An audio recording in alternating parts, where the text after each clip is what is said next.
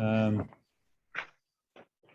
good. Welcome. We have a multicultural grouping here. I think we have east, west, north, south, almost around the world. So this afternoon, I think we're talking cultures and cuisines. We were after our whirlwind tour around the East and Europe with Yi last week, which was fascinating. But now we need to dig in a little bit further and chat about different cultures and cuisines that we've come across in our lives and our travels, I suppose, in many ways.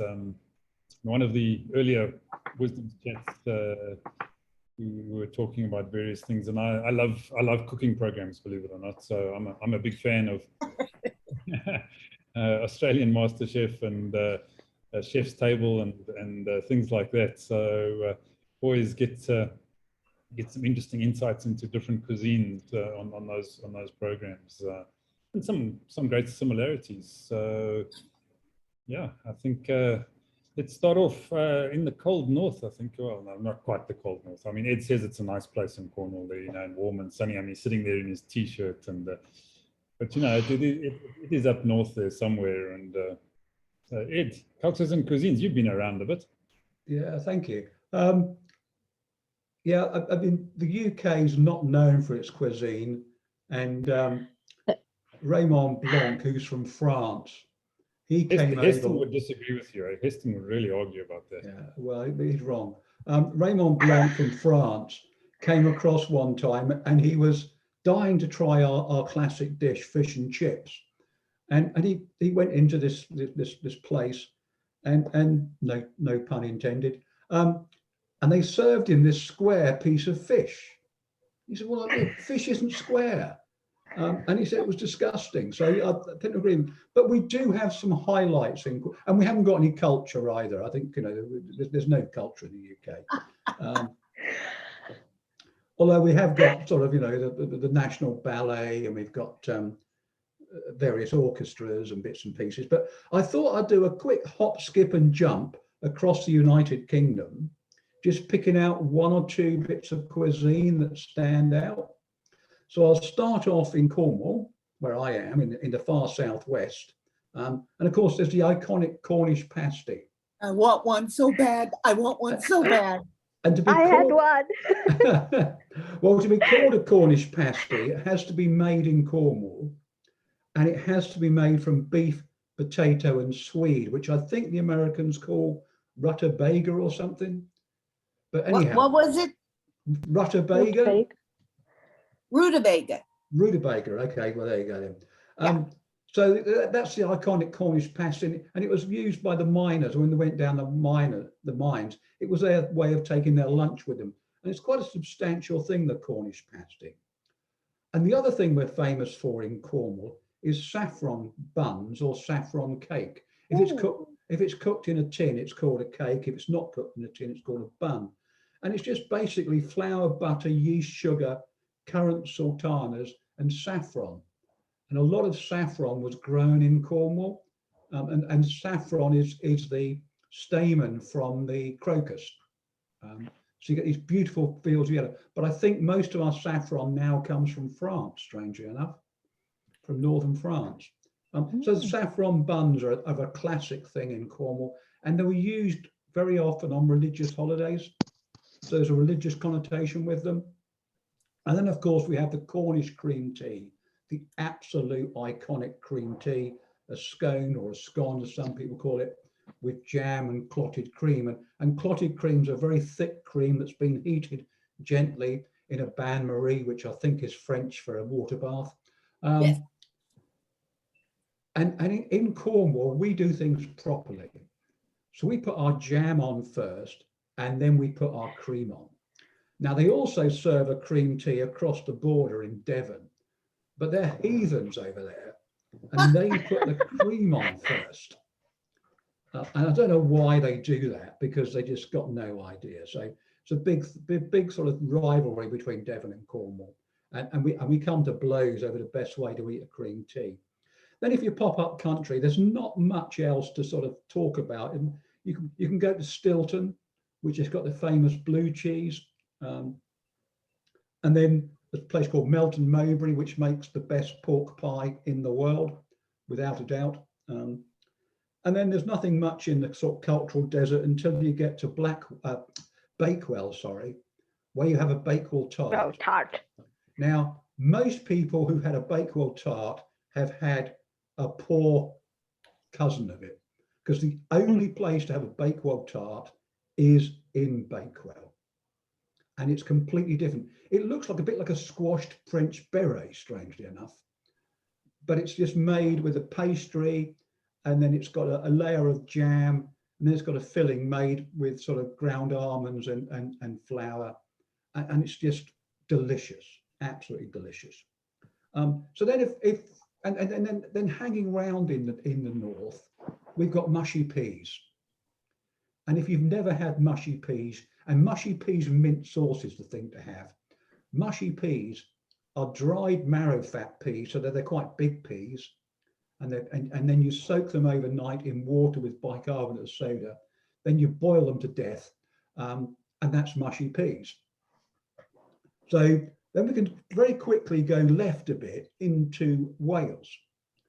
And Wales, the only thing Wales is really known for in the food line, besides the leek, which is a horrible slimy thing,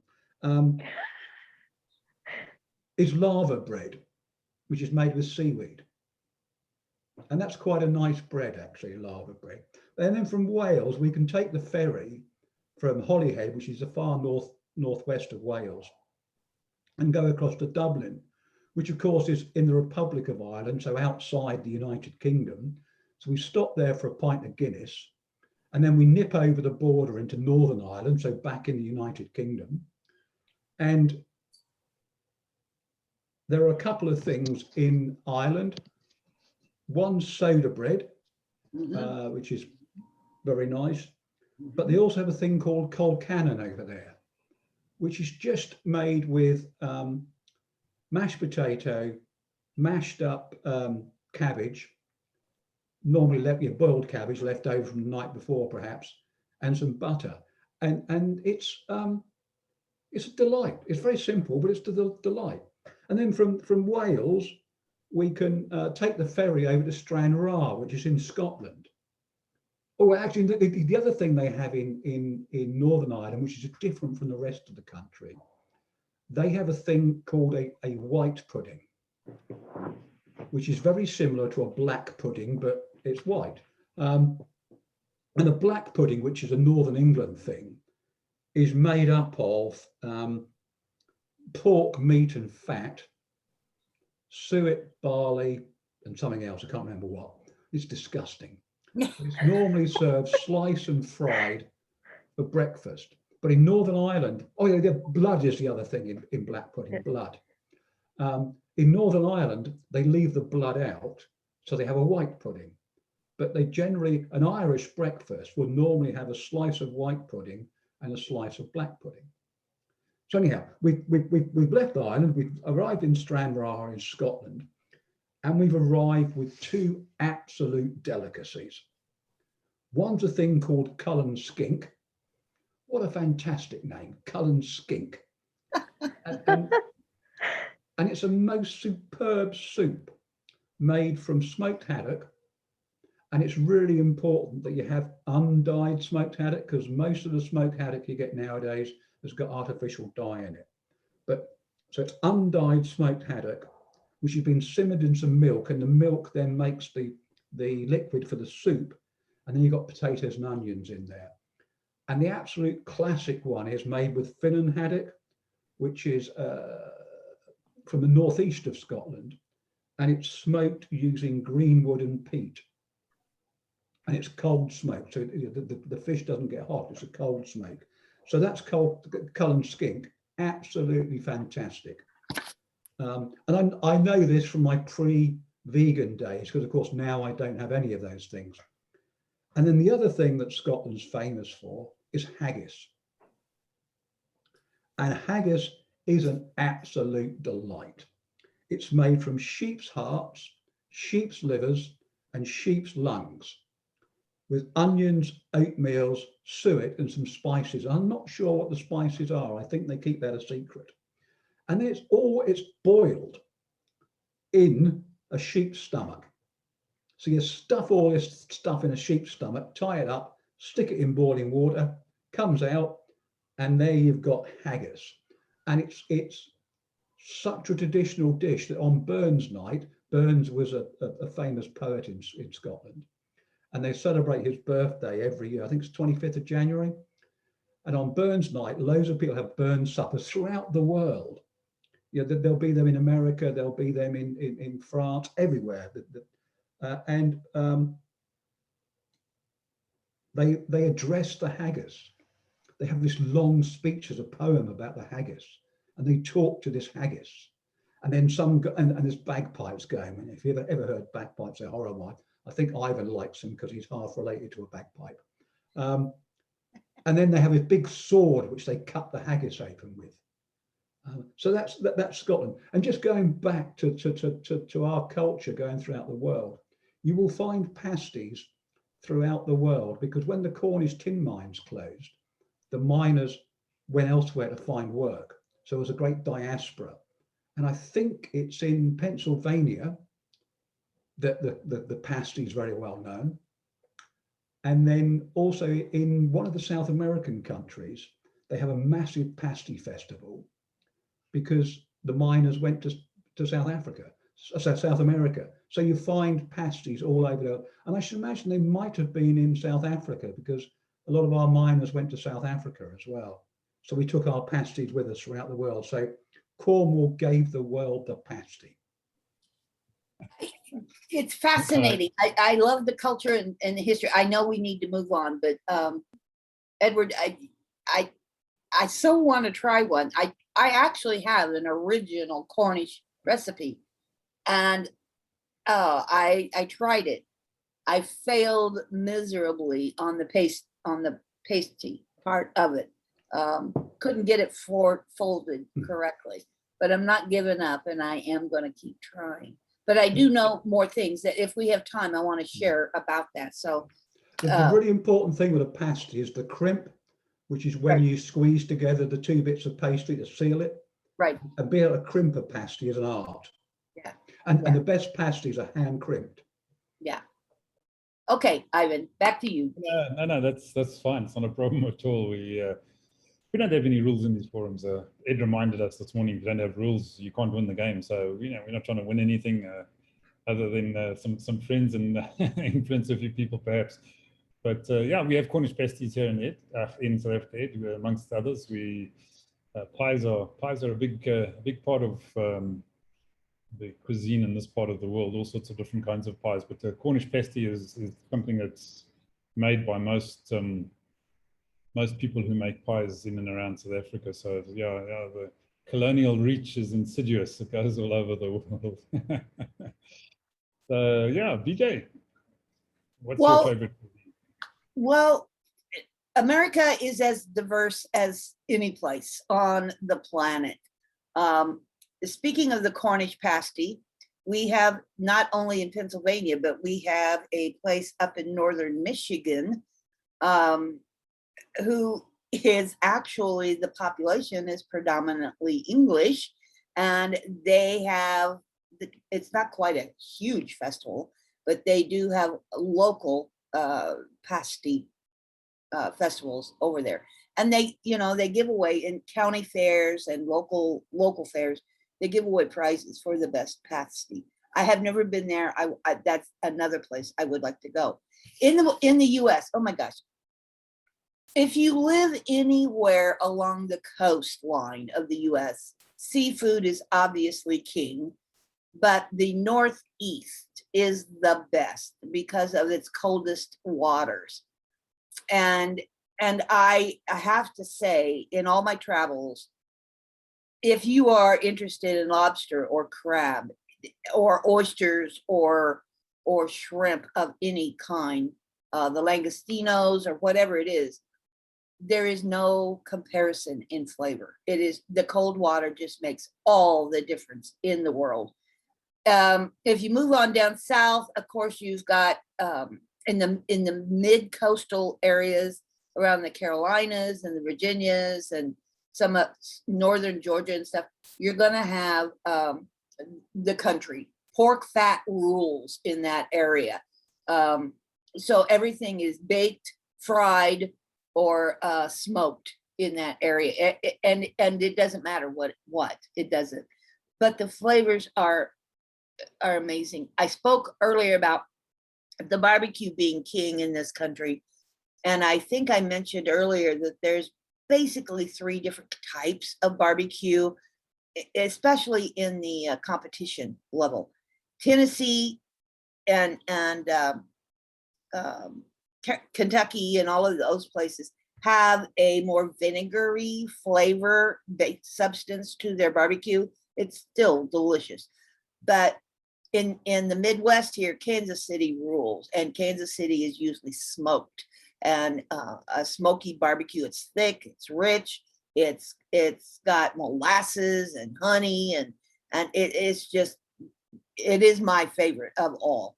And then if you go down to the state of Texas, they've got something similar, and it's still just as good, but there's just a slight flavor variance between Kansas City and Texas. So it just depends. If you go into the Southwest, now you've got spicy because of the Mexican influence in that region. So you've got a lot of tamales and chorizos and jalapenos and a lot of spicy foods in the Southwest.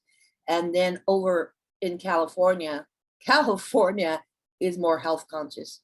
So you're going to have a lot of unique cuisine in California. They're more along Edward's taste. There are a lot of vegan and a lot of vegetarians. They do a lot of their own culture, yogurt cultural development, salads rule out there. A lot of fish because of where they're located. Not all, they do have beef and pork and chicken, but it's not predominant in that area. Northwest, the Northwest is just food. They don't care. They love their food up there. So it's a big conglomeration and a mix of all different varieties. In the upper Midwest, you have, sorry about that. You have a lot of beef because there's big ranches out there. So, and even the Chinese and Japanese cultures have bought up massive lands of ranches, and they are now doing the Wagyu beef that you mentioned earlier, and the terribly expensive kind of stuff. Those are the kinds of stuff that are around here. Locally, Southern cooking. We have our sausage is not like what other cultures have. We have pork sausage. It's ground up with a little suet, a little spice, and you can buy it in links or you can buy it in patties. And sage is added to that for flavoring, or you can get it without, but the most popular is with sage. And one of the staples in most of the Midwest and Southeast is a dish we call biscuits and gravy.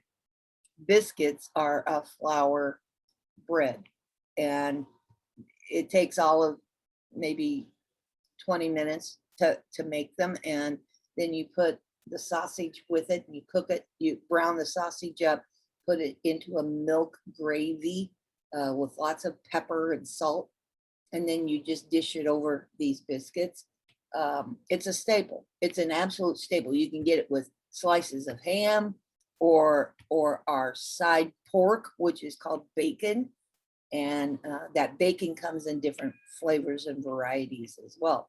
It honestly, because I'm a hillbilly, it's one of my most favorite breakfasts of all times.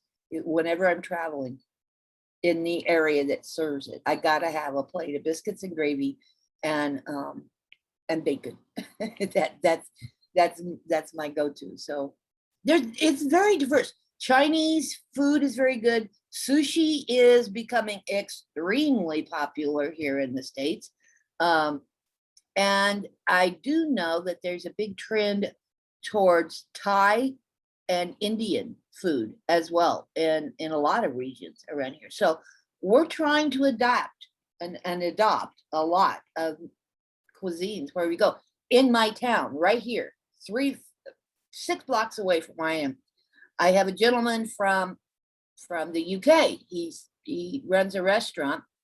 He's from Nottingham, but he runs a restaurant called the Major Oak, which is a known tree in Sherwood Forest, I'm assuming, I believe. But he's trying to introduce the UK cuisine in here. He offers the fish and chips, although the fish is not the cod or the haddock. It is local fish, unfortunately, because we're landlocked. We can't get fresh seafood. He's brought in curry dishes, shrimp and chicken curry dishes. He's brought in the beans, the pork and beans with the breakfast style now, which is totally new to the US. The US doesn't do beans for breakfast, but he's trying to introduce that flavor. And oh my gosh, he's just got so many just amazing dishes. His menu is just, it's just fun to read, even if you don't know what the hell you're looking for. It's just fun to read because of the names. So I frequent that place, honestly, quite a lot. He's become quite a good friend of mine. So yeah, it's amazing what a little town of only 10,000 people can have a cultural diverse influence, bringing in all that amazing food. And to end on, it is the one thing, food, that can tie all cultures together. We always have a story about food. We always have a memory about food. We always can travel in our conversations around the food. So it's amazing. Oh, the Major Oak is over 800 years old. Is it still going, Edward? Is it? Yeah, it's still in existence. Cool. Good. Thanks, BJ. Right. You've experienced some different cuisines, I'm sure, with your travels all over the place. Yes. Yeah, I try to, whenever I go to a new country, I try to, try some of their really local stuff. And some of those probably no one's gonna actually try. But when we were in Okinawa, we tried some dolphin meat.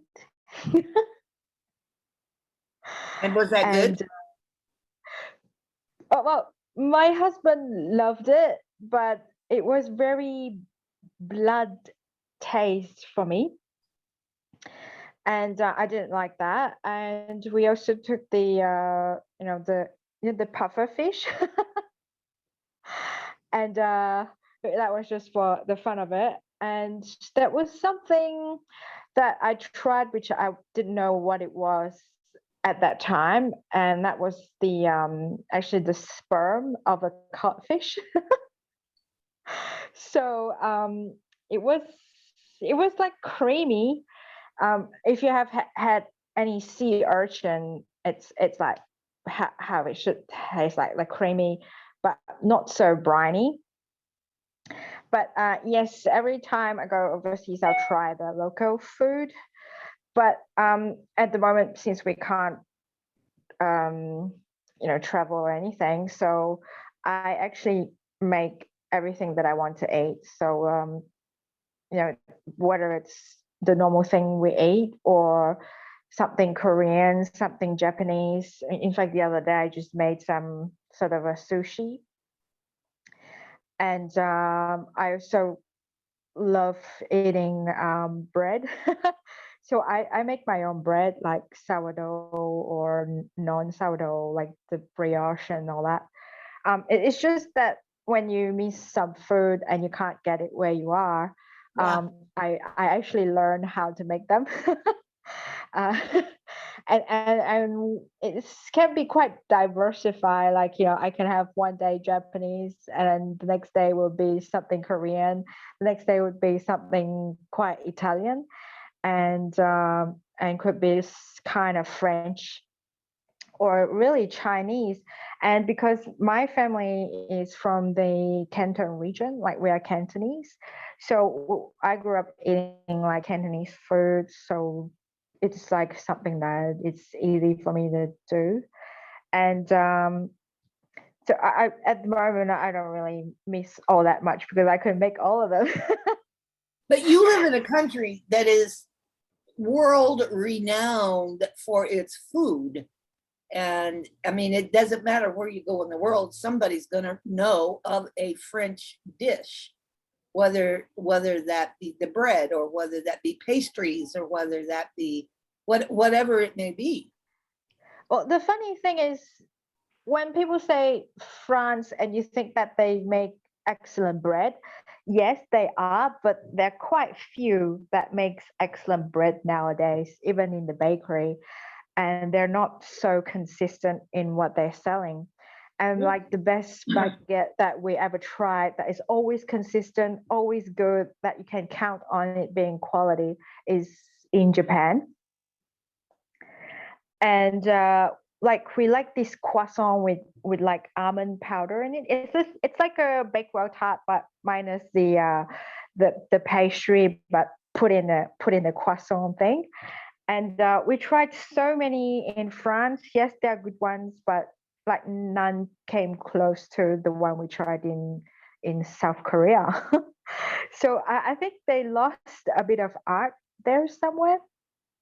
Even if you like buy the croissant here from a good bakery, they're just never as buttery. And like my husband complains all the time, but I did meet someone who was from the States, and she moved over to France for like she's been here for 10 years. And she did say to me that yes, he was right.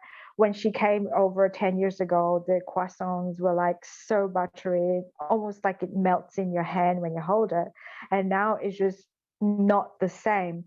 And I suppose people try to skim and do Sure. like put in some margarine, or so it never ends up as good. And these days, like I can make by myself and I use a reasonably good butter, and it sort of like smells better than the ones you get from the bakery.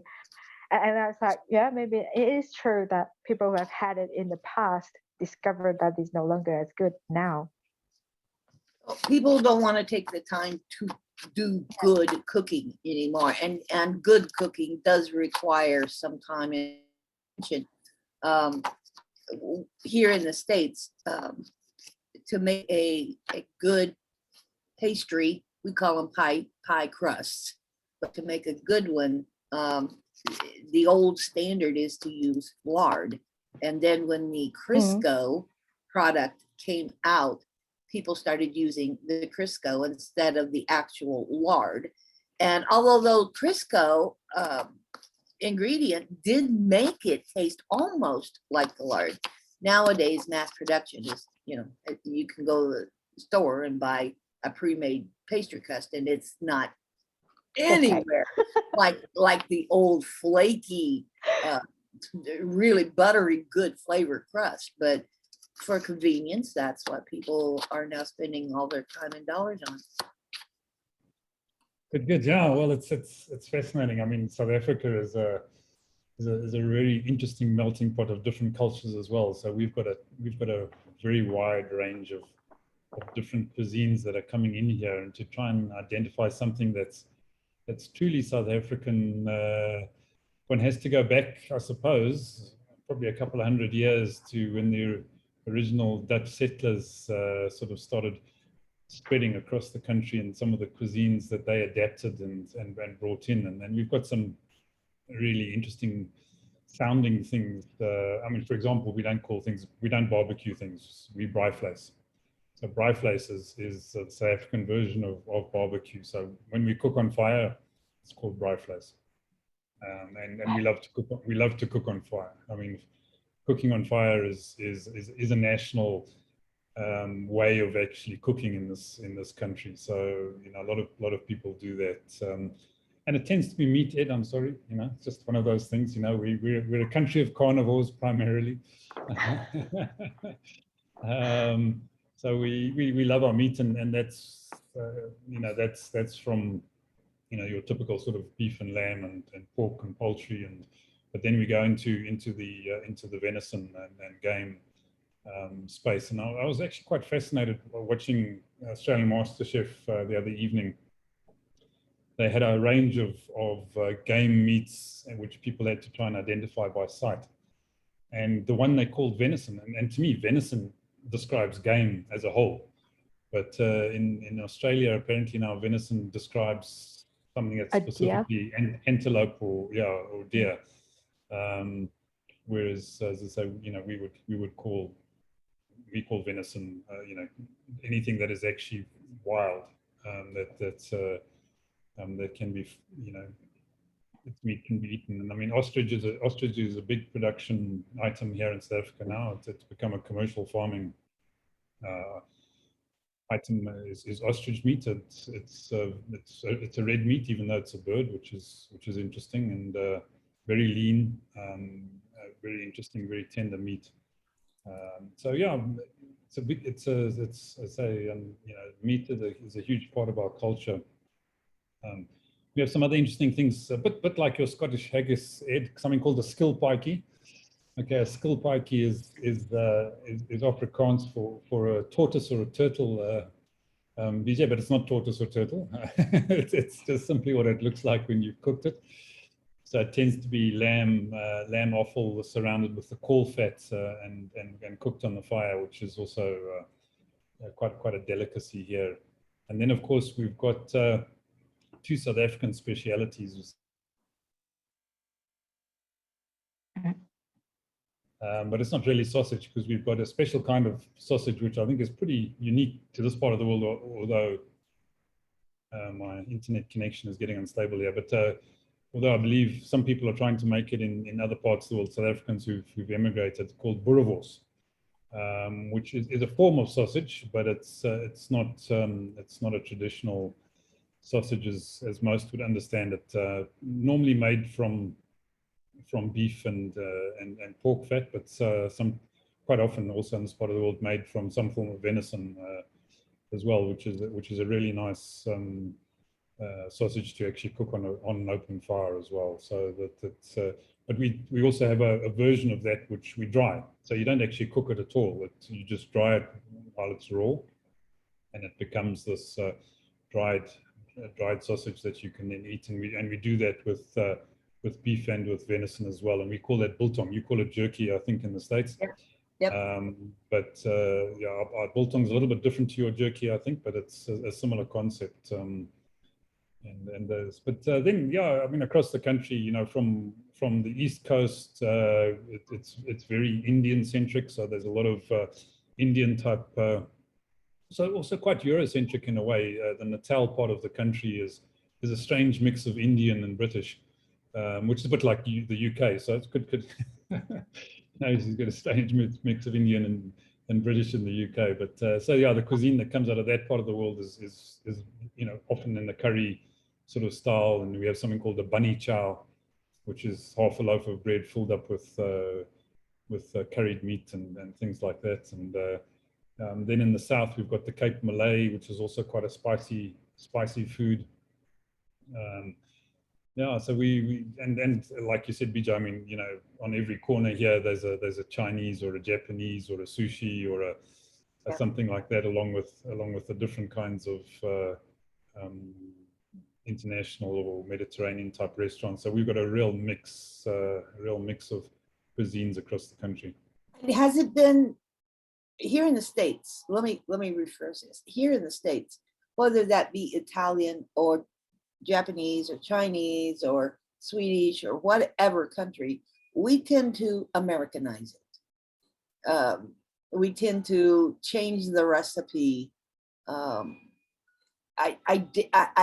dare say to become more American palatable, but at the same time, they do have hints of original flavoring in it, but it's just not the same. And again, the good example is the pasty.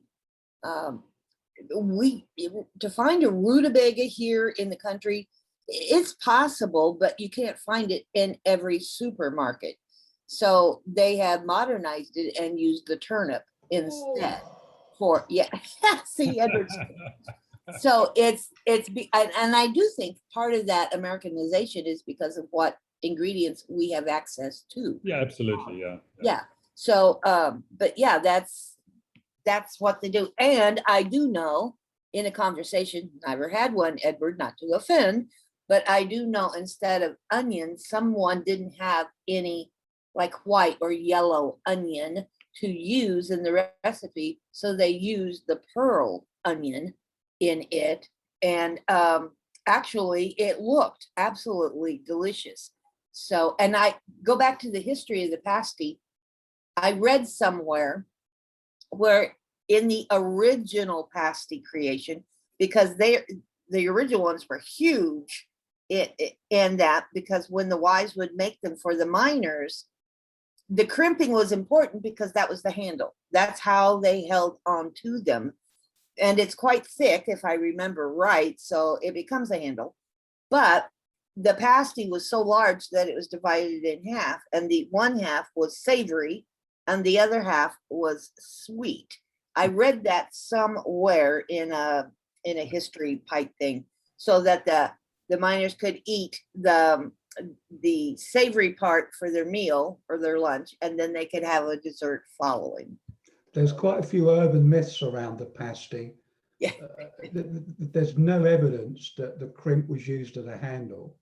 I can't imagine it holding up very well, actually, but yeah. And there's no evidence of this two-endy thing.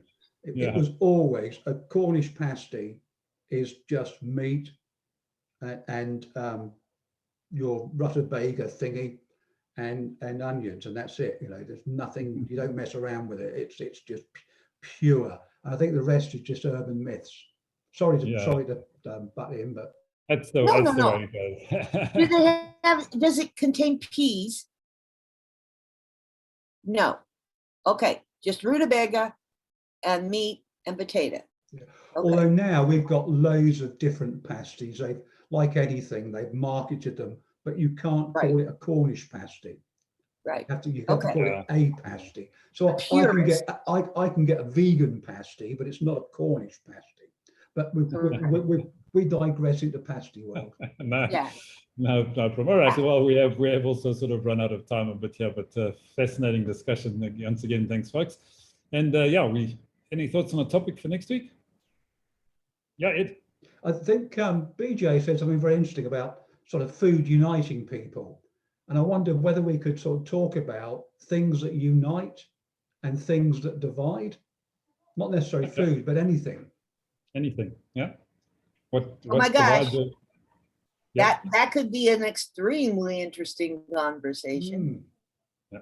What divides and what unites. Okay, fantastic. Correct. All right. Well, that sounds like a great topic.